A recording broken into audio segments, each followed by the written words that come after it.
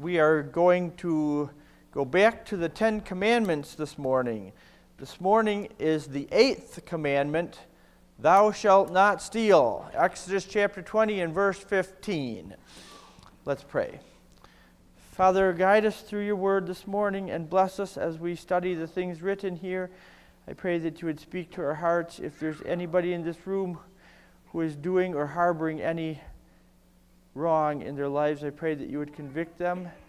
And I pray that this would be a moral standard for us that we would never cross. Amen. Thou shalt not steal. Now, I would like, if we could, to address a false idea that roams around in people's heads sometimes. It could be referred to from the world standpoint as communism. Not exactly the same thing as theft, but a very, very false idea. False at its base, against the way God created things. The basic idea of communism, taking away the individual's right to own, more or less. Not 100% of communism always does that all the time, but in basic, that is somewhat of the foundational idea behind it, is it takes away the right of individuals to own. Now, nobody in this room likes communism, okay? I'm not preaching against communism today. But in the church, sometimes we have the same kind of an attitude. I don't know what is always in the heart of a person who I hear say things to their children, if they actually believe this as a doctrine or if they just like to practice it in reality. But there's often times I've watched parents raising their children in some sort of a method of no child has any more rights than another child. Well, that's just not what the Bible teaches. If there's 6 children in a family and grandma gave something to one of them, it belongs to the one who it was given to. It is that child's. It is that child's by right. That child, if that child is a good child and she has or he has good brothers and sisters, may be willing to share that thing. But it is not a duty to share it. We do have duty to share things that God has given us sometimes. So, such as, if I have 2 coats and my brother has none, then I am commanded to give one of my coats. But if I have 40 coats and my brother has 1, I have no commandment. Maybe I'm a fool, okay? Maybe I have been lustful and wasteful, and maybe I shouldn't have 40 coats, but I do not owe my brother who has 1 any coat. Now, it may be that a parent carefully buys each one of their children a bicycle, and it may be that one boy is extremely reckless with the bicycles and does a lot of stupid things and wrecks his bicycle all the time and never wants to take the time to learn how to fix it or to do anything, and so he never has a bike. And all his brothers have bikes. That is fine. Now, I want to be careful not to go to the other side and say that parents have no permission to intervene in a situation like that. But I'm going to say I think it is at least your wisdom not to make the brothers share the bike. It would be better that the guy who wrecked his bike and doesn't take care of his stuff does not have a bike. All right? I've watched this happen, and this might even be public property, for example. I've watched this happen because kids throw fits. When there's something that there is a bike, there's only one. And I want to turn, I want to turn, I want to turn. And so the mom or the dad or whoever says, okay, you have 5 minutes and then you have to give it to your brother. Why? Why, if he went and got on the bike, can he only have 5 minutes because his brother's throwing a fit? Now, I'm giving you a personal opinion on this. I didn't get this out of the scripture, but I do not think it is wise for you to require children to take turns unless there is something that it's fairly important for everybody to have, and one person is being an extreme pig and there needs to be intervention. Sometimes you will face that. But just because there is one bike and one child got the bike when the other person wasn't going for the bike, and now because brother has the bike, they want the bike, and they're throwing a mini fit over it, does not mean he only gets 5 minutes. He can have the bike for half an hour, and there's another half an hour in the 12 hours of playtime during the day that the other brother can go get the bike, right? So I'm only stating this because I am going to base a lot of what I say this morning on the principle that if God said, "Thou shalt not steal," that implies and verifies to us the fact that we have personal property. It would be impossible to steal if there was no ownership. Okay? So God here establishes the idea that there is such a thing as personal property. And it is because there is personal property and that person has an absolute right to their personal property that it becomes a terrible sin for anybody else to take it. We call it stealing. People go to prison for things of that nature. Now, train your kids to understand that there is such a thing as personal property. They should, sorry guys, I will confess, I hope my kids are listening right now. They should understand that things that do not belong to them, they ought not even to touch unless they have some sort of permission. It really can make an obnoxious kid when they literally put their hands on everything they ever see. And there are many things in this world that are tender, breakable, or for some reason or other should be kept very clean, and children should not put their hands on everything they see. For the fact of the matter is, adults should not put their hands on everything they see. If you go park in a Walmart parking lot and there's a $250,000 car in the parking lot, just because you saw it does not give you the right to touch it. And I can almost tell you for certain that any fool who owns a $250,000 car probably does not want your hands on it. That's the way that person is going to think. Don't touch it. You don't need to touch it. When you walk into somebody else's house, children, listen. When you walk into somebody else's house, it should be with the mindset that nothing in that house is for you to touch except the obvious. There's a couch to sit on. If you need to use a bathroom, there's a bathroom. If there's a box of toys open and in the living room, yes, go ahead. If it's mealtime, anything on the counter, the dishes, etc., etc. But the rest of the things in the house, keep your hands off it. You shouldn't touch things like that. You're going to offend or hurt somebody or something someday by getting into something that was not yours. Now, that is not theft. Touching things is not theft. Theft is taking it to yourself, taking it home, away from its owner, whatever. That's what we're talking about this morning. But we have to establish the fact this morning. To talk about thou shalt not steal, we have to establish the fact that there is such a thing as ownership. And that the owner stuff is legitimately and rightfully his, and you do not have business to have it. All right? It is truly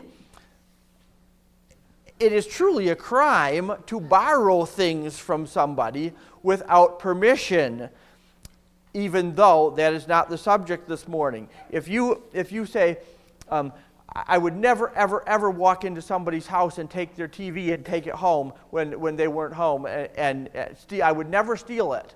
But what if you just walked into somebody's house when they were away and took their TV and put it in your living room just to borrow it, planning to return it? Is that okay?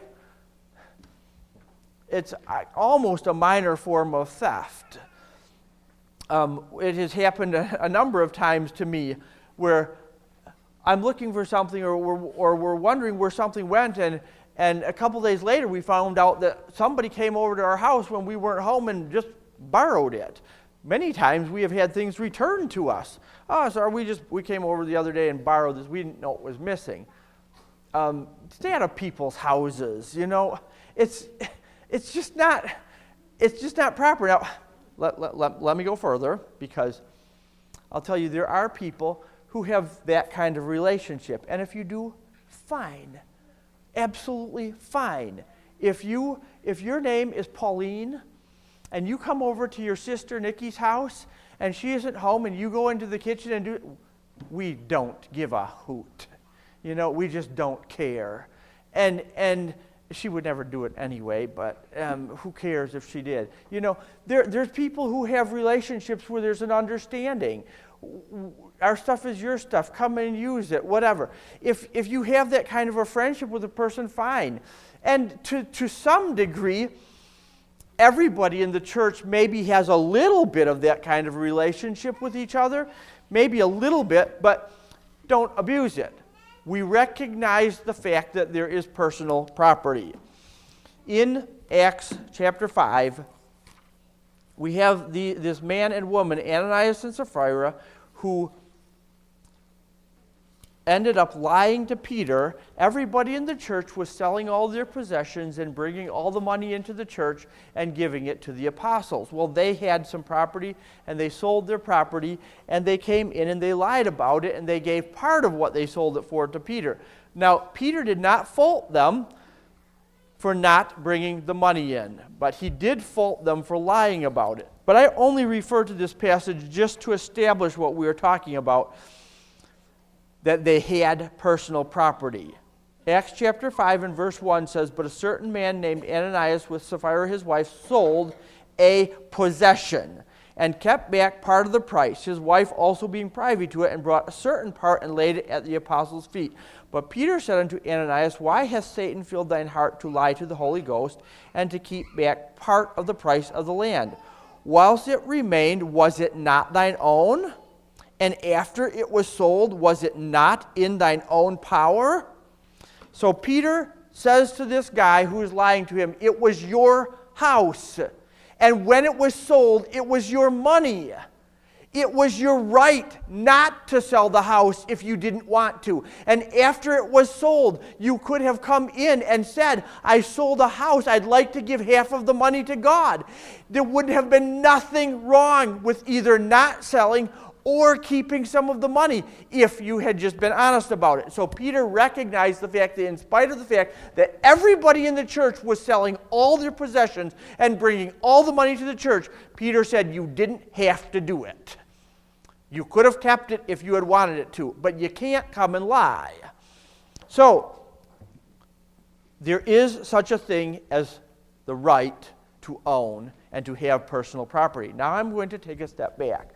And I'm going to say that God does have control over the things that we own. And He does have the right to demand or command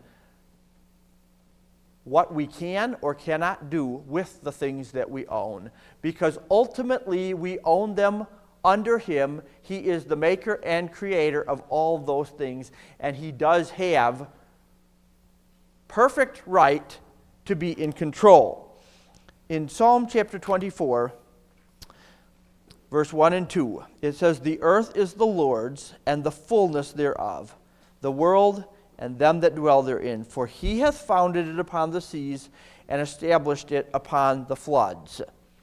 So, the earth is the Lord's, and the fullness thereof. Now we go to 1 Corinthians, and Paul quotes this verse in 1 Corinthians chapter 10, and verse 25, "Whatsoever is sold in the shambles, that eat, asking no question for conscience sake. For the earth is the Lord's, and the fullness thereof.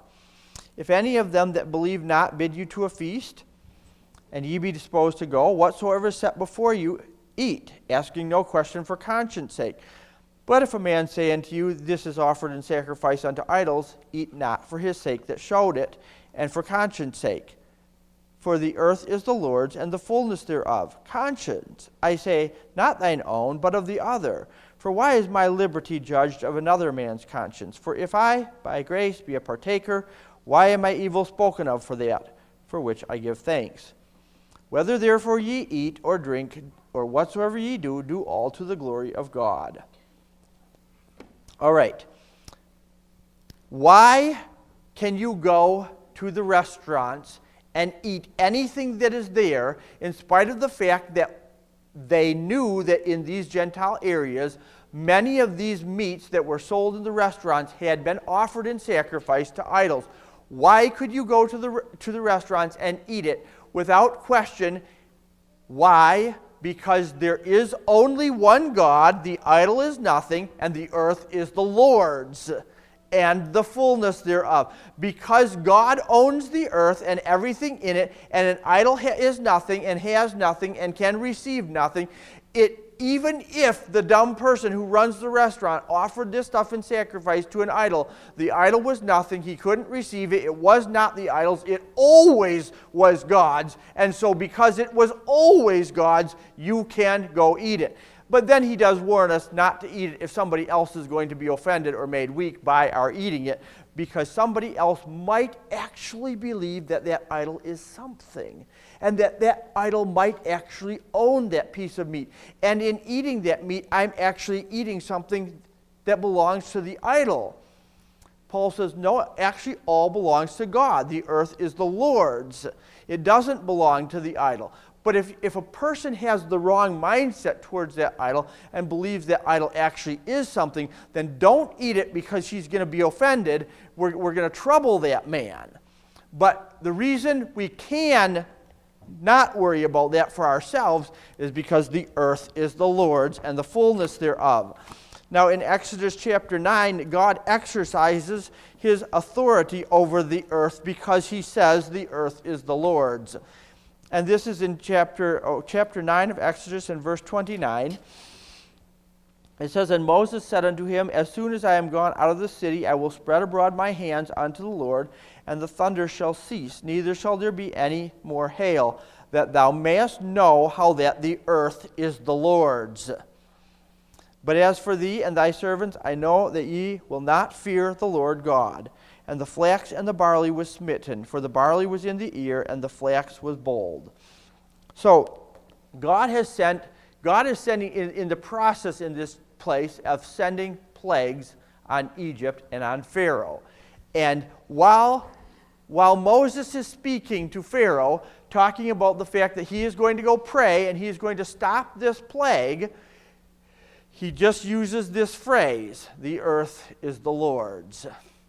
God can send hail on the earth because the earth is the Lord's. God can send hail on your car because your car is the Lord's.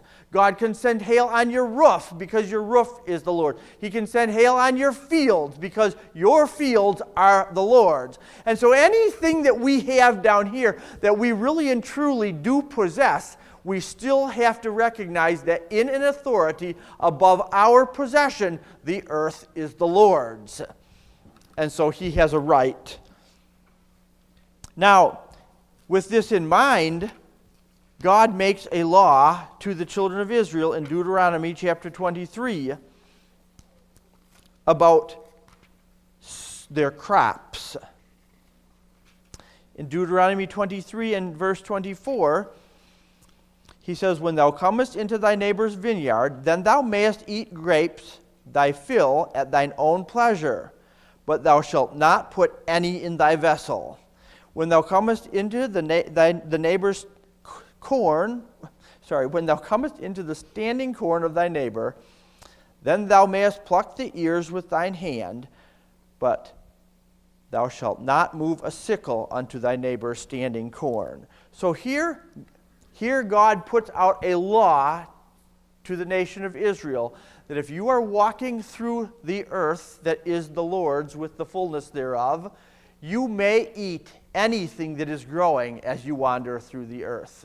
Anywhere you walk. Now, don't do this today. This was a law in the nation of Israel. You cannot today walk into your neighbor's garden and pick and eat his stuff. It is against the law in the United States. But in Israel, this was the law. You could walk through anybody's garden, and when you were hungry, you could eat things. God's land, God's sun, God's rain, God's seed, God's food. But he said you can't take any of it for any other purpose than your immediate hunger. You can't collect grapes into a container, and you can't bring a sickle and cut down the standing grain. So even while God is recognizing that these properties belong to individuals, he at the same time overrides their right of ownership and provides this permission to Israel, that they were allowed to eat things that were growing. All right, he can do that because the earth is the Lord's. Now, he gives us an instruction in Matthew chapter 5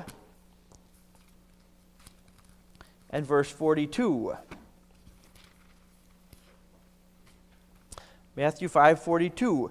He says, "Give to him that asketh thee, and from him that would borrow of thee, turn not thou away." I'm not going to go into all the details of perhaps exceptions to this policy or anything. We're just going to just simply quote it this morning as a fact that God, in his authority over us and our belongings, tells us that if somebody comes and asks for our things, we should give them our things. That's God's authority over us. Now, at the end of the day, if everything that we own on earth is also owned by God, because he was the creator and maker of it, God also then, in a greater degree than us, has personal property. And he does. So in Malachi chapter 3, they asked this question. The prophet asked this question in Malachi chapter 3 and verse 8. Will a man rob God? How could a man rob God? But he gives an answer. Yet ye have robbed me. But ye say, wherein have we robbed thee? In tithes and offerings. Ye are cursed with a curse, for ye have robbed me, even this whole nation. So under the law, there were certain things that God said. Do this, do this, do this, do this. And honestly, there's a somewhat extensive list of all those things that God required of Israel. Nothing outrageous or wrong, but there was a list. There was the tithe. There was the sacrifices. There was the shekel that every man had to pay, whatever it was, etc., etc., etc. As you went through the Old Testament, there were laws regarding things that were to be given to God. And anybody who failed in doing the things that the law said and in bringing those things to God became a thief for keeping God's rightful property in their own possession. They became a thief. I'm not speaking on this subject this morning. I'm using these verses here to establish foundational principles on which we are going to make decisions. I do believe that the Old Testament law of tithing was indeed a law written to the Jews in the law, which has been done away. There is not any specified amount in the New Testament where it says you shall give 10% of your income to church. And there's no such law in the New Testament. I think that if you are careful and you study with a pure motive and good heart throughout both Old and New Testament on the subject, you will probably come to the conclusion that the best practice any Christian could do is at least 10% of your income should go to God. At least 10%. I do not believe that is a New Testament law, but I think that it is pretty clearly a Bible doctrine.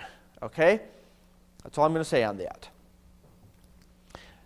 If you do not give to God the things that he says to give to God, those things that he demands are his by right. If you do not give them, you become a thief by holding on to those things that God says are his. All right. There was a thief. Way back in the beginning, when God first created men and angels, there was one who became a thief, Satan by name. He became a thief when he decided to take a position that God owned. It was the position of supreme authority that Satan looked at. The position of being God that Satan looked at. And he said, I'll be like the Most High. And he asserted himself to take God's position. And he became a thief when he did that. In John chapter 10 and verse 1, it says, Verily, verily, I say unto you, he that entereth not by the door into the sheepfold, but climbeth up some other way, the same is a thief and a robber. Drop down to verse 10. The thief cometh not but for to steal and to kill and to destroy. I am come that they might have life and that they might have it more abundantly. Now, Jesus is most certainly comparing himself in this passage to Satan. Not just Satan, but all of Satan's helpers, the whole world, all of the world's religions, everything that is not Christianity, everything that is not of God, this whole system of Satan's, it comes to steal and to kill and to destroy. Jesus came so that we might have life. Satan comes to steal. He comes to steal that which belongs to God, to take it for himself. Now let's go back to the Old Testament and just see exactly how he did that. Well, we're not going to see everything that he did, but we're going to see at least one thing that he did. In Psalm 48 and verse 1, it says, Great is the Lord, and greatly to be praised in the city of our God, in the mountain of his holiness. Beautiful for situation. The joy of the whole earth is Mount Zion, on the sides of the north, the city of the great King. All right. We are describing in this detailed passage Mount Zion in Jerusalem, where Jesus is going to reign in a little while.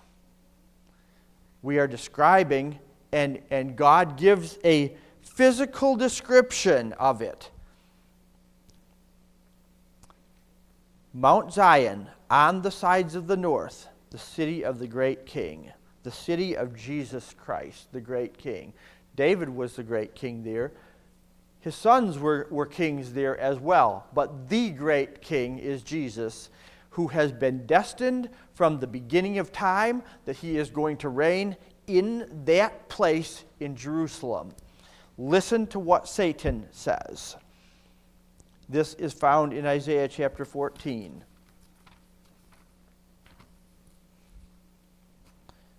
In Isaiah 14 and verse 12,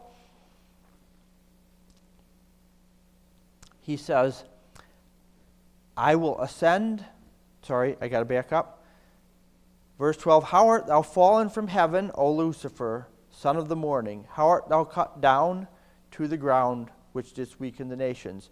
For thou hast said in thine heart, I will ascend into heaven. I will exalt my throne above the stars of God. I will sit also in the mount of the congregation in the sides of the north. I will ascend above the heights of the clouds. I will be like the Most High. Satan is trying to steal the kingdom from Jesus Christ. And he says in his statement of I wills, what he has decided to do. He says, I am going up above the stars, I am going up to heaven, and I am going to set my throne there. What does the Bible say about heaven and God's throne? God says, heaven is my throne. Satan says, I am going up to heaven and I'm going to set my throne there.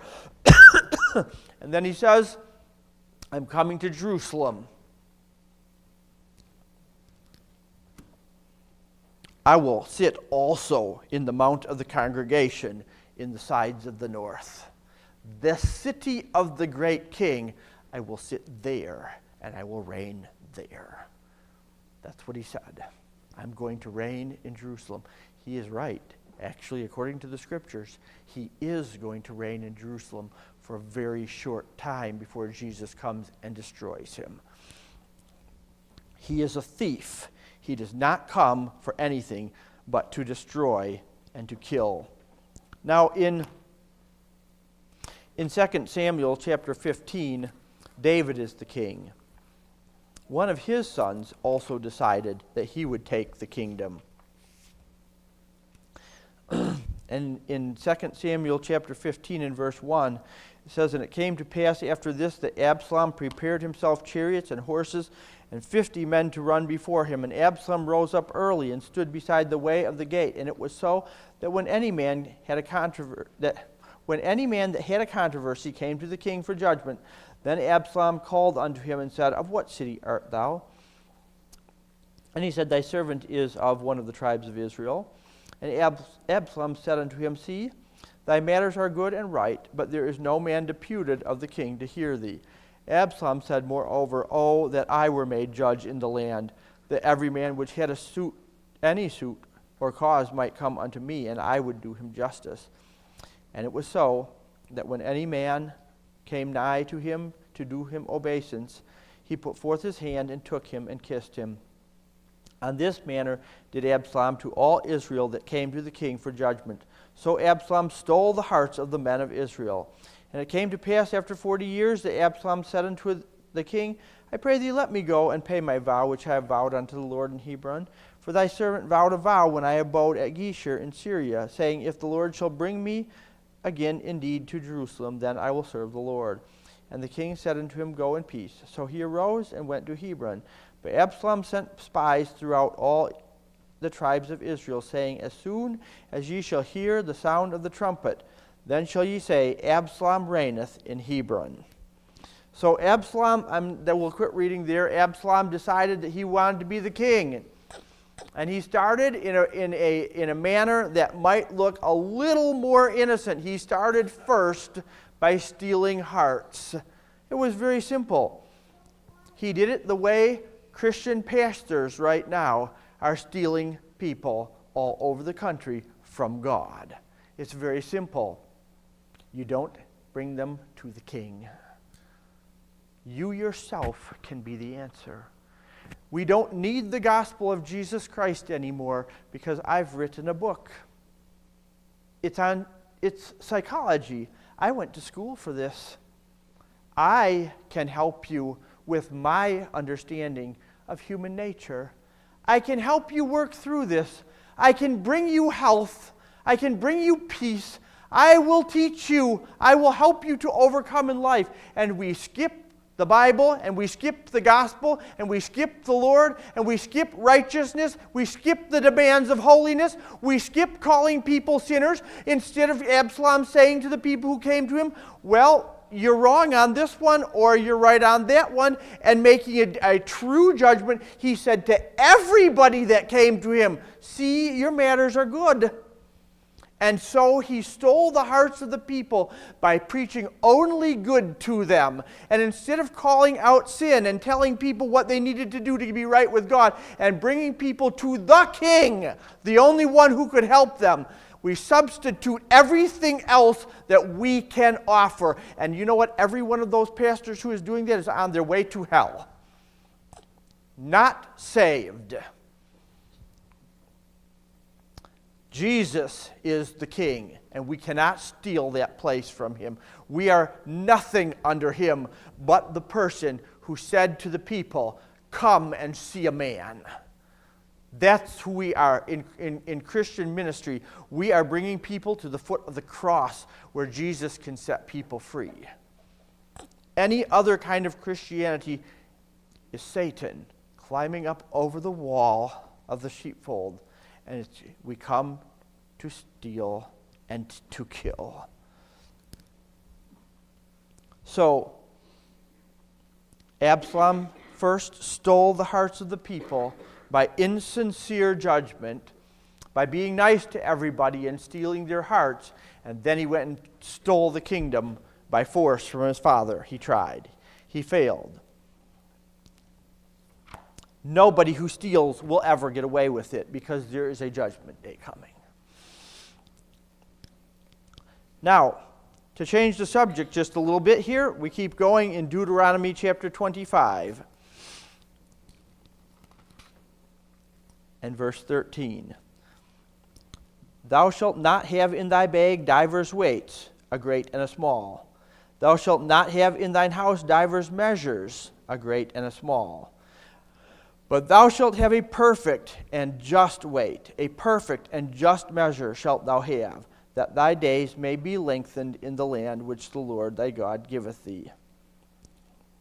For all that do such things, and all that do unrighteously, are an abomination unto the Lord thy God. All right, so if any of you children are unfamiliar with scales, we called them balances. In the old times, before we had things that were electric, and we couldn't even see how they were working, we used to just have simple flat pieces or cups or whatever type of thing across a piece of iron, and they balance. And if you put a 1 pound weight over here, and then you put 1 pound's worth of stuff over here, when the thing was in the center, you were even. And so you put weights on the scale against what you were weighing to get an exact amount. And so your weight was important. Your metal weight needed to weigh an exact 1 pound or 5 pounds or 10 pounds or whatever it needed to be so that you could weigh. That weight had to be the exact amount, the correct amount. And so if you were a nasty person, you could make a 1 pound weight that was only 15 ounces. And when somebody came up to you and said, I would like to buy 1 pound of cake from you, you could put that 15-ounce thing on there, and you could sell them 15 ounces of cake, and they wouldn't know any different. They would go away missing their 1 ounce of their cake, and you just stole.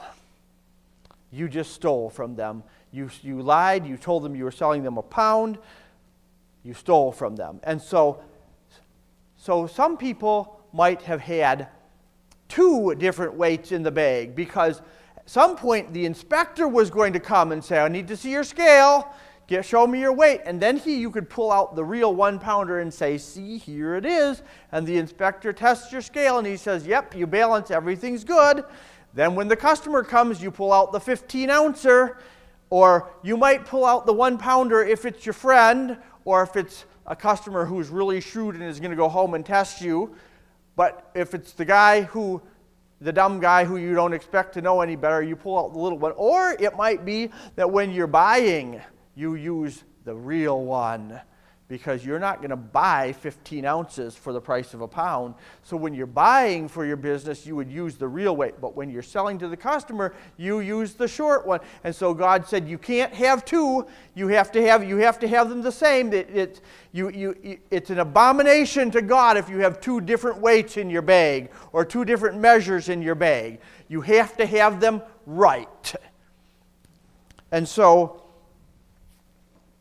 Solomon writes this. Actually, this is not Solomon. Sorry, Proverbs 30 is not Solomon. No, I'm sorry. Solomon. We're in Proverbs 11 first. We'll go to Proverbs 30 next. First, we're to Solomon in Proverbs 11 and verse 1. A false balance is abomination to the Lord, but a just weight is his delight. This verse had a profound effect on a very young child one time. He describes in detail this little grocery store that was sitting in the midst of housing area of the town. It was not in the business part of town. In the business part of town were all the big stores and where most all of the people went and did their shopping.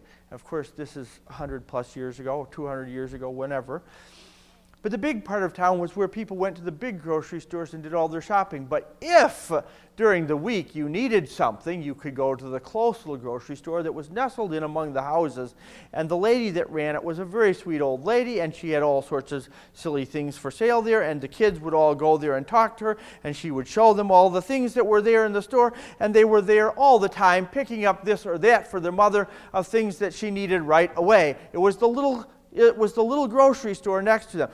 Well, he said one time he was there alone with the lady, and she let him come back behind the counter, and she showed him all the things that were behind the counter. He got to see her till and her money and all the little unique things she had back there, and he got to see from the back side the scale that she used to weigh out all the things that they would buy.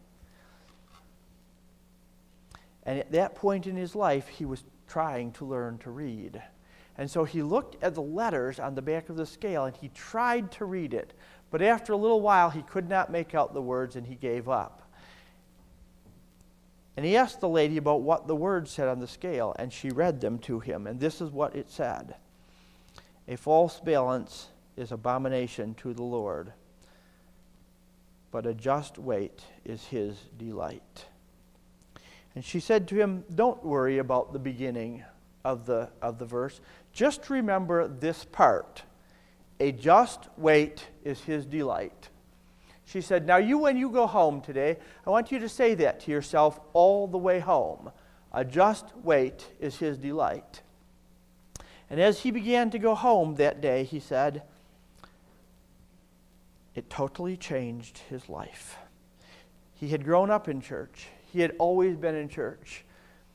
He had liked the minister at church, and he liked going to the church. He always enjoyed church, but he didn't really understand really what it was all about. And he always thought that God was some great being, that it was difficult to please. And he always thought, if you were some great missionary, or if you donated your wealth, or if you did something great, that God would probably be pleased with you. But he said it hit him on the way home that God was easy to please. He was delighted in the person who had a just weight. And he couldn't believe it as he walked home that day, mulling over who God must be to like somebody who had a just weight. And it totally changed him inside that day. It totally changed his view of God. God is pleased with somebody who has a just weight. He's delighted with that person. You know something about a just weight? When you've got a scale and you're weighing things all day long and you have a just weight, your scale is correct all day long. It's correct all day tomorrow. It's always correct. When you have a just weight, the weight doesn't change. God is not so delighted about a person who is honest one time and false the next, or who is honest most of the time but false once in a while. He wants a just weight that is always honest, and in that he delights. When he says, "Thou shalt not steal," he's not looking for a person who does not steal 99.9% of the time. He is looking for a person who doesn't ever steal. He wants somebody who's always honest, who's always right. And so that man had quite a change as a child that day, realizing that God could be pleased with a person for doing little acts of righteousness if they were always righteous. A just weight is his delight. It would be theft to have a false balance. Now, I go to the last point of this sermon. Proverbs chapter 30 and verse 7. It says, 2 things have I required of thee. Deny me them not before I die. Remove far from me vanity and lies. Give me neither poverty nor riches. Feed me with food convenient for me. Lest I be full and deny thee, and say, Who is the Lord? Or lest I be poor and steal, and take the name of my God in vain. There are 2 things that this man asks for in this passage. He says, I don't want to be rich, and I don't want to be poor, because I am afraid of both of those positions in life. I am afraid that if I am rich, I might look at God and say, I don't need him. But he says, if I get poor, I might be tempted to steal. And so Paul addresses this subject in Ephesians chapter 4.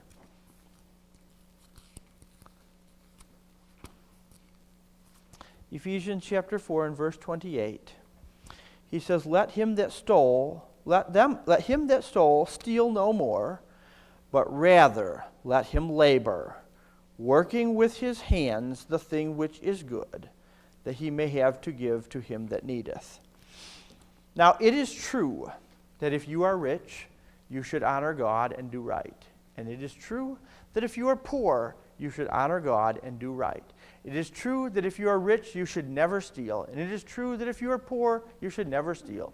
It does not matter what we face in life, we should have an absolute unwavering commitment to God's commandments where we would not break them regardless of what opportunities we had or what positions we were in. We would never break God's commandments. But it is the advice of Scripture that we put ourselves into a place of safety where sin is less tempting. All right? This is the advice given through numerous different subjects where you could be tempted to sin in the Scripture. There are numerous times that the Bible teaches us to put ourselves into a place where sin will not tempt us. And so here is one of those situations. There's a situation where if a person has too much money or if they become rich, that they might be tempted to forget God. And there is a situation where if a person is very poor, they might be tempted to do wrong. Now, you say, I was born in a Christian home. I've never stolen. I wouldn't steal. How do we interpret thou shalt not steal? We have to ask this question. How do we interpret thou shalt not steal? Let me just tell you a thing that bothers me a little bit about myself. Something that I did when I was young. I didn't have a job. I wanted money very badly. I think that's pretty normal for people to want money. I didn't have a job, but me and my sisters found this very wonderful way to make money. We called it curb shopping. And it was back then that the city of Rhinelander every spring and every fall had spring cleanup and fall cleanup, and you could put big things on the curb with your garbage. And so for a week, all the streets in town were lined with garbage of every kind. And we would go out for hours and hours. We would fill the car and bring it home and empty it and go back again. And on and on. But you know, the thing that kind of bothers me about that is some of the things that I bought, and then we had rummage sales and we sold them, I had no real way to know if the thing really was garbage or if it maybe worked or not. And so, you know, you check it out a little bit, but you know, sometimes you don't really know if a thing works until you start using it and beating around with it and stuff, and all of a sudden you realize this has this weakness, it's not operating right. You know, you could go pull, if you came to Golden Harvest and pulled a stapler out of their garbage one day, you could say, like, what's wrong with this? Why is this in the garbage? And you could put staples in it and go click, click, and it's stapled, and you'd be like, perfectly good stapler in the garbage. You just don't know that it jams every 5th time you use it, you know? And so there's things like that, and that bothers me a little bit about selling garbage, you know? I did it for a living, and I don't think that was really theft, but I'm saying, you know, when you're really poor and you're looking for ways to make money, you might just find ways that are just a little bit less than the clean, true way. You might just be tempted. I don't think Dan is tempted to cheat. I just don't think he has that character. But I just want you to imagine that you're Dan one day and you're selling pallets, and there's a certain grade of pallet that one customer is buying, and he's going to pay X amount of money for this grade, and you just might be tempted to just cheat on that grade a little bit. Like, well, this one, he's not going to see this. Plop, goes on the truck. I don't think Dan does that, but the temptation comes in when we are working and we need money. Like, let's figure out how to actually make something more. The Bible gives this command to those people who have stolen, who have gone out and taken things that weren't theirs because they were poor. He says, go get a job. You've got to have a job. This is going to be the greatest way that you are going to prevent theft in your life. Go get a job. You have to work. You see, if you go get a job and you have money of your own, it's not nearly so tempting to steal something if you can actually go buy it. So, Paul says, rather than stealing, go get a job and work. And he says, this is how much I want you to work. I want you to work hard enough.